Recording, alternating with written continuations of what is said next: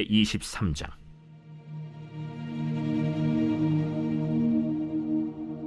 사람들이 다윗에게 전하여 이르되, 보소서, 블레셋 사람이 그일라를 쳐서 그 타작마당을 탈취하더이다. 이에 다윗이 여호와께 묻자와 이르되, 내가 가서 이 블레셋 사람들을 치리이까? 가서 블레셋 사람들을 치고 그일라를 구원하라. 하시니 다윗의 사람들이 그에게 이르되, 보소서, 우리가 유다에 있기도 두렵거든 하무며 그일라에 가서 블레셋 사람들의 군대를 치는 일이리까? 다윗이 여호와께 다시 묻자온데 여호와께서 대답하여 이르시되, 일어나 그일라로 내려가라. 내가 블레셋 사람들을 네 손에 넘기리라. 하신지라. 다윗과 그의 사람들이 그일라로 가서 블레셋 사람들과 싸워 그들을 크게 쳐서 죽이고 그들의 가축을 끌어오니라. 다윗이 이와 같이 그일라 주민을 구원하니라. 아히멜렉의 아들 아비아달이 그일라 다윗에게로 도망할 때 손에 에봇을 가지고 내려왔더라. 다윗이 그일라에 온 것을 어떤 사람이 사울에게 알림해 사울이 이르되, 하나님이 그를 내 손에 넘기셨도다. 그가 문과 문빗장에 있는 성읍에 들어갔으니 갇혔도다. 사울이 모든 백성을 군사로 불러 모으고 그일라로 내려가서 다윗과 그의 사람들을 애워싸려 하더니, 다윗은 사울이 자기를 해하려 하는 음모를 알고 제사장 아비아달에게 이르되, 에봇을 이리로 가져오라. 이스라엘 하나님 여호와여, 사울이 나 때문에 이 성읍을 멸하려고 그일라로 내려오기를 꾀한다 함을 주의 종이 분명히 들었나이다. 그일라 사람들이 나를 그의 손에 넘기겠나이까? 주의 종이 들은 대로 사울이 내려오겠나이까? 이스라엘의 하나님 여호와여, 원하건대 주의 종에게 일러 주옵소서. 그가 내려오리라. 그일라 사람들이 나와 내 사람들을 사울의 손에 넘기겠나이까? 그들이 너를 넘기리라. 다윗과 그의 사람 600명 가량이 일어나 그일라를 떠나서 갈 수 있는 곳으로 갔더니, 다윗이 그일라에서 피한 것을 어떤 사람이 사울에게 말하매 사울이 가기를 그치니라. 다윗이 광야의 요새에도 있었고 또 십광야 산골에도 머물렀으므로 사울이 매일 찾되 하나님이 그를 그의 손에 넘기지 아니하시니라. 할렐루야. 오늘 하나님의 말씀은 사무엘상 23장 1절부터 14절까지 말씀입니다. 오늘 말씀의 제목은 다윗과 사울의 숨바꼭질입니다. 제가 초등학교 5학년 때 다세대 주택에서 살았는데요. 그곳에 사는 친구들은 모이는 장소가 있었습니다. 각기 집에서 나오면 큰 마당과 같은 공터가 자리하고 있었는데 그곳이 우리의 놀이터가 되었죠. 우리가 주로 재미있게 하던 놀이는 숨바꼭질이었는데요. 숨바꼭질은 다 아시다시피 술래는 찾고 술래가 아닌 이들은 숨는 놀이입니다. 술래가 숨은 이를 발견하여 시작점을 터치하면 그가 술래가 되지만 끝까지 잘 숨어서 못 찾게 되는 경우에는 노래를 부르게 됩니다. 너무나 유명한 노래죠.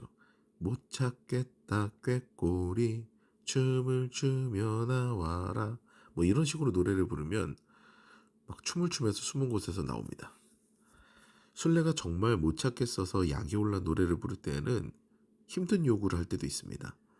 춤을 추며 나와라는 정말 쉬운 미션이고요. 물구나무를 서라든지 우통을 벗고 나오라든지 그 재미있는 미션들이 많았습니다. 아무튼 숨는 자와 찾는 자가 있었죠. 그런데 제 친구들 가운데 유독 잘 숨는 친구가 있었습니다. 사실 이 놀이는요, 덩치가 작을수록 유리하고 빠를수록 유리하거든요. 왜냐하면 잘 안 보여야 되고 잽싸야 됩니다. 그런데 이 친구는 거구예요. 또래보다 덩치가 컸습니다. 게다가 빠르지도 않아요. 느릿느릿합니다. 근데 이 친구는 어떻게 그렇게 잘 숨었을까요? 일단 많이 숨어봤어요. 그곳에 가장 오래 살아서 숨는 곳을 많이 아는 것이죠.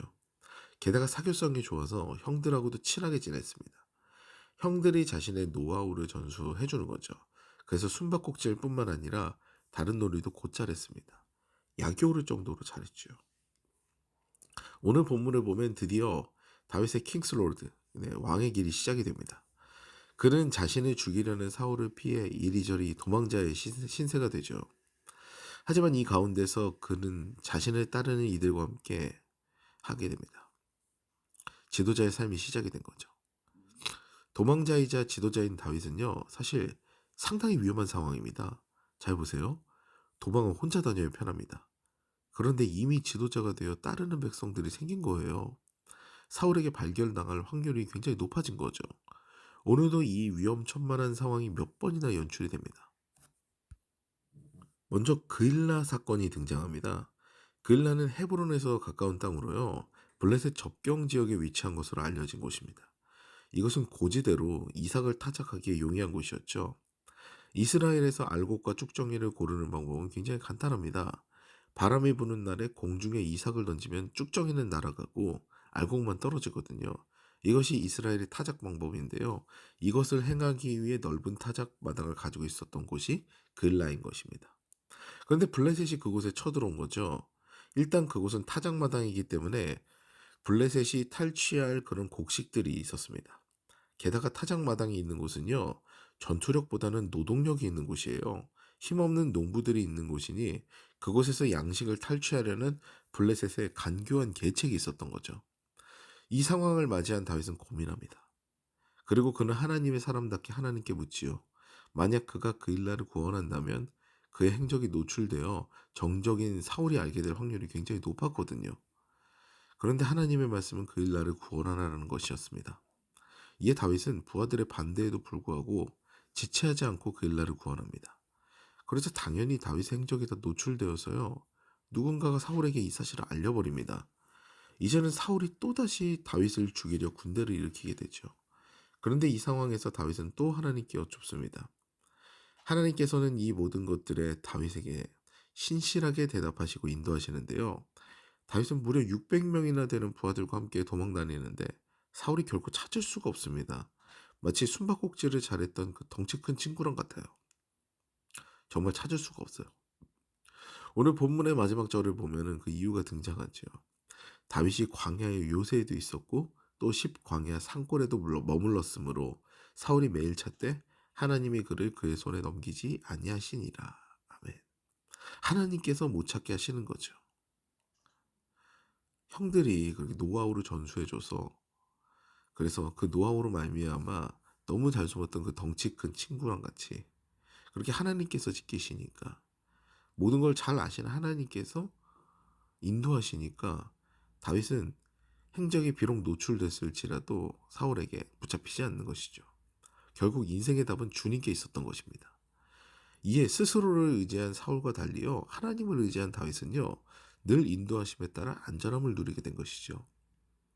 사랑하는 여러분, 하나님께서는요, 그에게 의뢰하는 자를 외면하지 않으시고요, 응답하시며 선한 길로 인도하십니다. 오늘도 주님께서 선하게 인도하심을 기대하며 하루를 시작하시는 더사랑 가족 여러분 되시기를 주님의 이름으로 축원합니다.